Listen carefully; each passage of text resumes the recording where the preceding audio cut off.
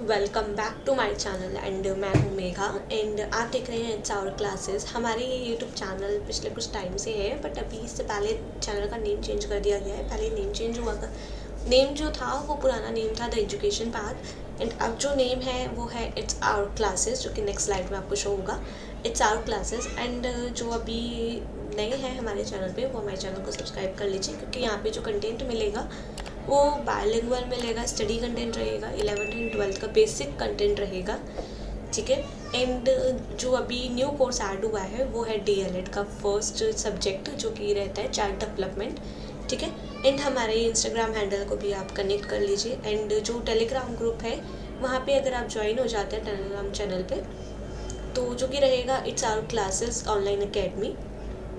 वहाँ पे आपको जो भी क्लासेस होती हैं, जो भी वीडियोस होती हैं, उनका जो स्टडी कंटेंट है या फिर स्टडी मटेरियल है, जो वो फ्री ऑफ कॉस्ट आपको वहाँ पे प्रोवाइड होता रहेगा, ठीक है। आज का जो टॉपिक रहेगा, जो आज सब्जेक्ट रहेगा चाइल्ड डेवलपमेंट, जो कि फर्स्ट पार्ट रहेगा, ठीक है। इसका जो मेन जो टॉपिक है वो ग्रोथ एंड डेवलपमेंट रहेगा, ठीक है। तो अभी स्टार्ट करते हैं। हमारा जो फर्स्ट कॉन्सेप्ट है वो है first topic, concept of growth and development, ठीक है। Growth and development basically growth development होता क्या है? डेवलपमेंट एक ऐसी चीज़ है, एक ऐसी अवस्था है जिसमें हम हमारी बॉडी में या हमारे बिहेवियर में या किसी भी तरीके से हमारी लाइफ में चेंजेस आते हैं, ठीक है। बेसिकली उन्हें ही डेवलपमेंट कहा जाता है, ठीक है। विकास एक ऐसी प्रक्रिया है जो सतत चलती है, जिसमें क्वालिटेटिव एंड क्वांटिटेटिव दोनों तरीके के चेंजेस होते रहते हैं, ठीक है। अभी हम पहले यहाँ पे हमने देखा होगा क्वालिटेटिव और क्वांटिटेटिव, बट ये है क्या? अभी हम पढ़ने वाले हैं क्वांटिटेटिव। जो चेंजेस रहते हैं वो बेसिकली वो रहते हैं जिनको हम मेजर कर सकते हैं, जैसे हाइट, वेट, शेप एक्सेट्रा, ठीक है।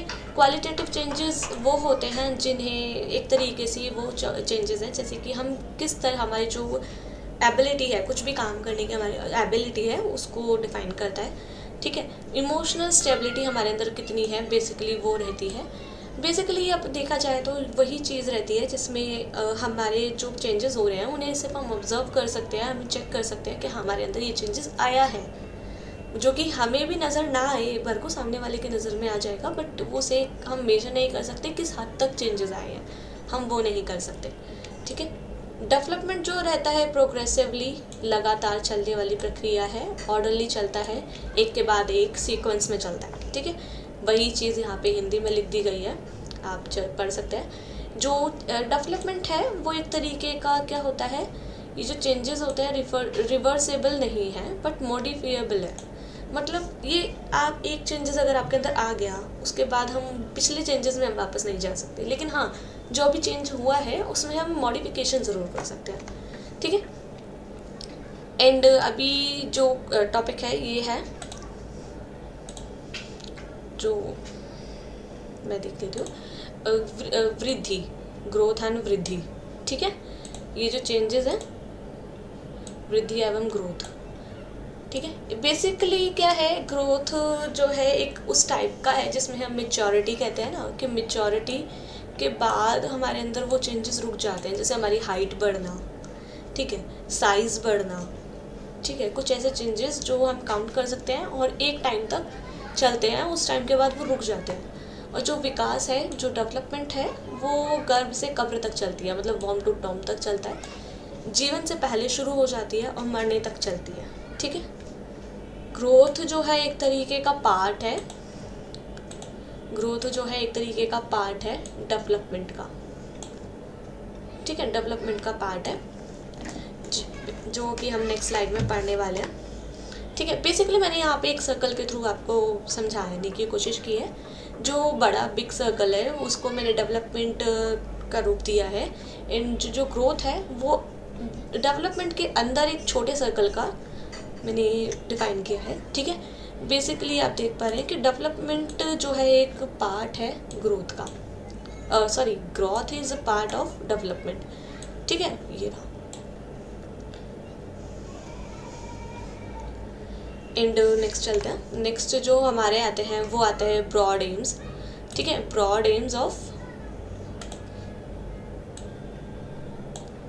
ब्रॉड डोमेन्स ऑफ डेवलपमेंट, ठीक है, ये हाईलाइटर दिख नहीं रहा, मैं चेंज कर लेती हूँ, ठीक है। अभी जो उसमें फर्स्ट डोमेन रहता है वो रहता है फिजिकल डेवलपमेंट, ठीक है। बेसिकली हम इसको ना 4 तरीके से शॉर्ट फॉर्म बना सकते हैं। डिफाइन हम कैसे करते हैं, PCSE, ठीक है। PCS आपने सुना होगा, बहुत कॉम्पिटिटिव एग्जाम है, उसके अंदर आप ई और जोड़ दीजिए तो ये PCSE हो जाएगा। तो यही आपका शॉर्ट फॉर्म है, जो कि P से आएगा फिजिकल डेवलपमेंट, C से कॉग्निटिव डेवलपमेंट, एंड एस से आएगा सोशल डेवलपमेंट, एंड ई से आएगा इमोशनल डेवलपमेंट, ठीक है।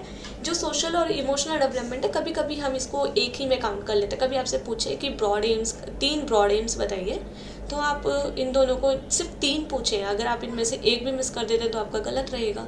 तो आप सोशल और इमोशनल को मर्ज कर सकते हैं सोशल इमोशनल डेवलपमेंट करके, ठीक है। इसी के इर्द गिर्द हमारा जो डेवलपमेंट होता है, इसी के आसपास चारों तरफ घूमता रहता है, ठीक है। देखिए मैंने यहाँ पे एक तरीके से इमेज के साथ आपको डिफाइन किया है। फिजिकल डेवलपमेंट जो होता है उसमें जैसे आप फिजिकल एक्टिविटीज़ करते हैं, इमोशनल में आपके इमोशंस से रिलेटेड होती है, कॉग्निटिव में बेसिकली आपकी जो माइंड की चीज़ें हैं, जैसे आप लर्निंग है वो चीज़ें आप करते हैं। सोशल में आपका जो सोशल इंटरेक्शन होता है उस चीज़ को टिक के होता है।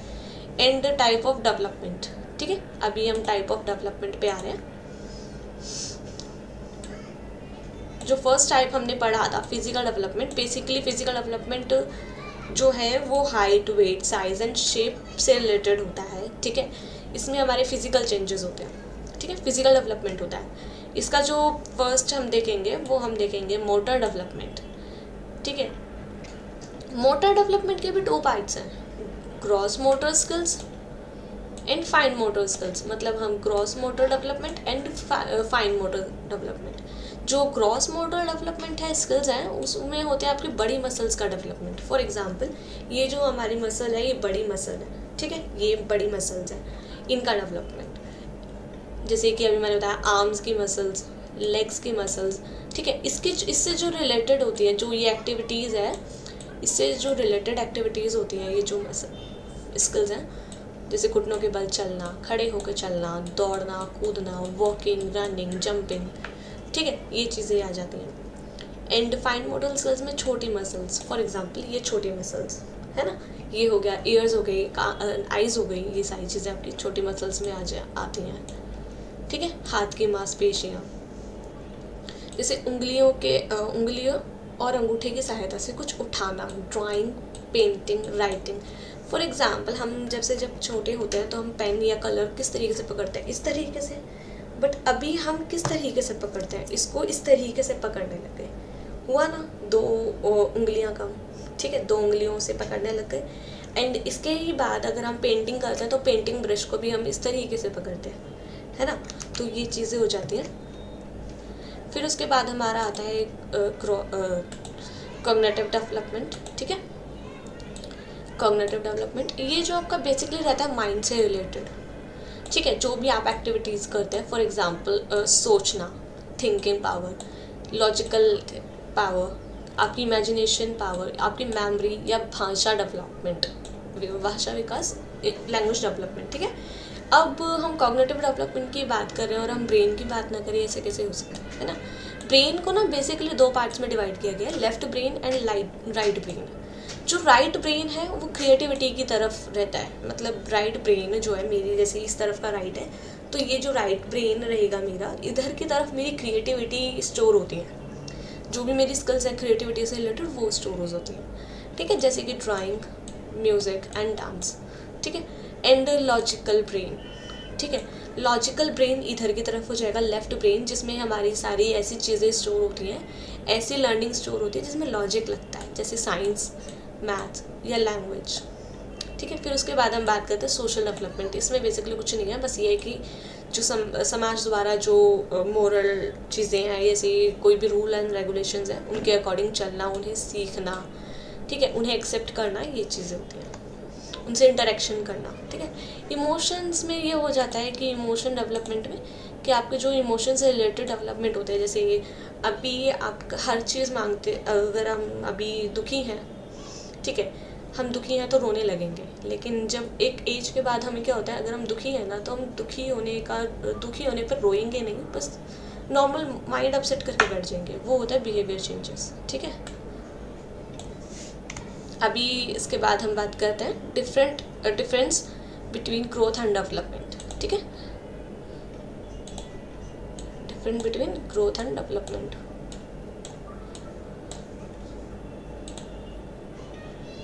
इसमें जो आपका रहेगा फर्स्ट ग्रोथ, सेकंड डेवलपमेंट।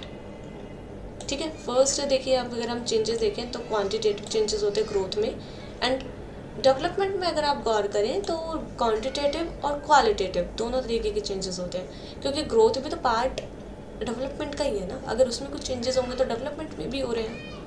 अगर एंड सेकंड होता है रिलेटेड टू फिजिकल चेंजेस, ये फिजिकल चेंजेस से रिलेटेड होता है, बट इसमें क्या होता है, इसमें फिजिकल भी आएगा, मेंटल भी आएगा, बिहेवियर भी आएगा। ठीक है, एंड देन थर्ड होता है, इसको हम मेजर कर सकते हैं एक्यूरेटली, जैसे हम हाइट अपनी मेजर कर सकते हैं, वेट अपना मेजर कर सकते हैं, है ना। इन डेवलपमेंट को मेजर करना डिफ़िकल्ट है, बट क्या होता है कि इसको हम ऑब्जर्व करके पहचान सकते हैं कि इसमें किस तरीके का चेंज है ना। ये जो चेंजेस है एक टाइम के बाद रुक जाते हैं ग्रोथ, बट डेवलपमेंट जो है आपकी कंटिन्यूसली चलती रहती है।